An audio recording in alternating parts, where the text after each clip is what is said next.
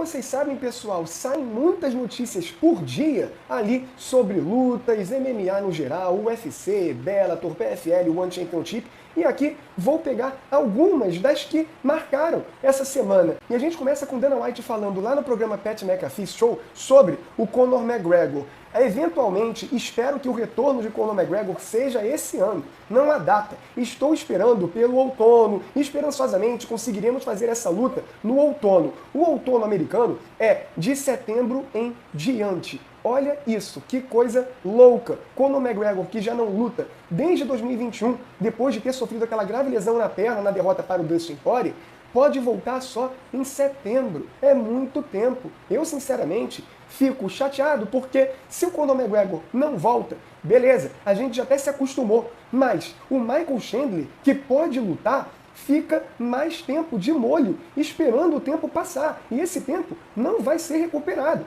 É uma droga. E eu vejo que essa luta, o pessoal que queria tanto vê-la, inclusive eu, já fica tão decepcionado que agora nem faz muita questão de tanta demora. Volkanovski vai lutar contra o Ilia Topuria. Olha, é uma luta perigosa e parece que está com um pouquinho de salto alto. Em uma coletiva de imprensa, Volkanovski disse o seguinte: Topuria é um cara perigoso, mas não se provou contra os tops. Ele é jovem, tem muito hype, mas vai acabar. Planejo mostrar que há níveis. Ele acha que é o melhor. Você tem que merecer esse status. Ele não esteve lá em cima. Topuria acha que está. Se ele estiver nesse ponto de ser campeão, terá que fazer comigo o que eu pretendo fazer com ele. Darei a Topuria uma lição de humildade. Ele pode voltar e aprender algo. Será uma lição de humildade. E mal posso esperar por isso. Para nós lutadores, você é respeitado quando enfrenta lutadores difíceis. Mas estou me preparando para um lutador que se diz ser o melhor. Darei a ele o benefício da dúvida. Estarei esperando. Se ele não aparecer, será uma boa lição de humildade. Ele precisa disso. Esse é o final perfeito dessa história. Aqui eu acho que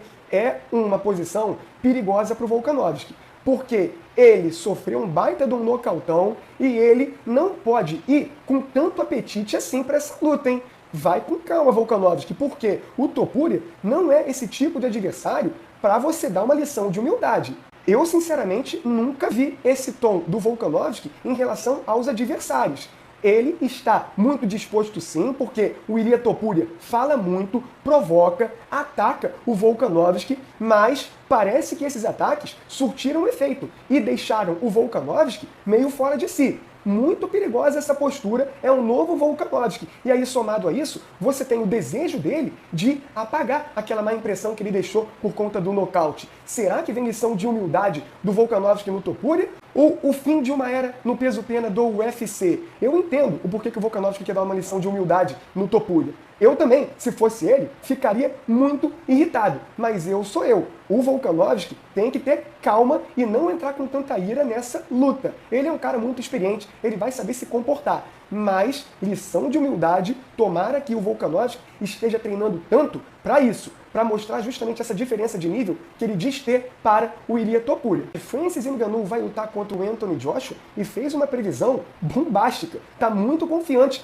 No High Performance Podcast, o Ngannou disse o seguinte: eles dizem, nunca diga nunca, nada é impossível, certo? Não conhecemos a força de Anthony Joshua, mas, mesmo não acreditando que ele tenha tanta força, vou descobrir em 2 meses. Acho que o inverso vai acontecer. Serei eu quem tomará a alma dele. Olha, é muita confiança e, sim, poder por poder, a gente é mais o Francis Ngannou. O Anthony Joshua sempre foi visto no boxe como um lutador muito técnico, mas que não tem um queixo confiável, principalmente no peso pesado. Mas será que o Francis Ngannou vai conseguir equiparar o nível técnico muito alto do Anthony Joshua com a sua força?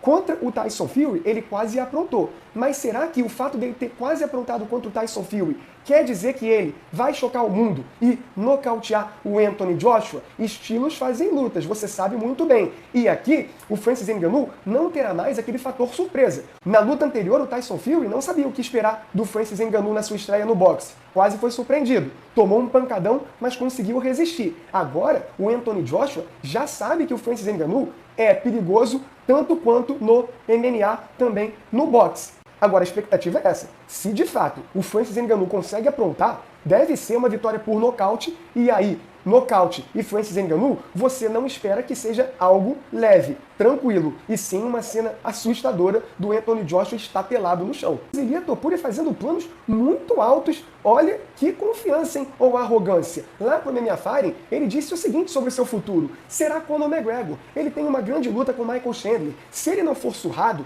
terá o prazer de compartilhar o octógono comigo. Talvez no UFC Espanha, somos europeus. Ele poderá voltar para casa e falar, querida, tire a calcinha vermelha. Topuria nos manteve ricos. Não importa a categoria. Depois dessa luta em que eu vou destruir Volkanovski, eu serei a luta do dinheiro. Todos vão começar a me desafiar, porque eu serei a luta do dinheiro. Não preciso de nenhum nome. Eu serei a luta do dinheiro. O UFC Espanha vai acontecer em 2024. Talvez no final do ano. Gostaria que fosse em Madrid, no Santiago Bernabéu, estádio do Real Madrid. Seria uma das maiores vendas de ingressos da história do UFC. O UFC Espanha com certeza vai acontecer. Talvez seja a minha primeira defesa de cinturão. Ou a luta contra Conor McGregor. Que isso, hein?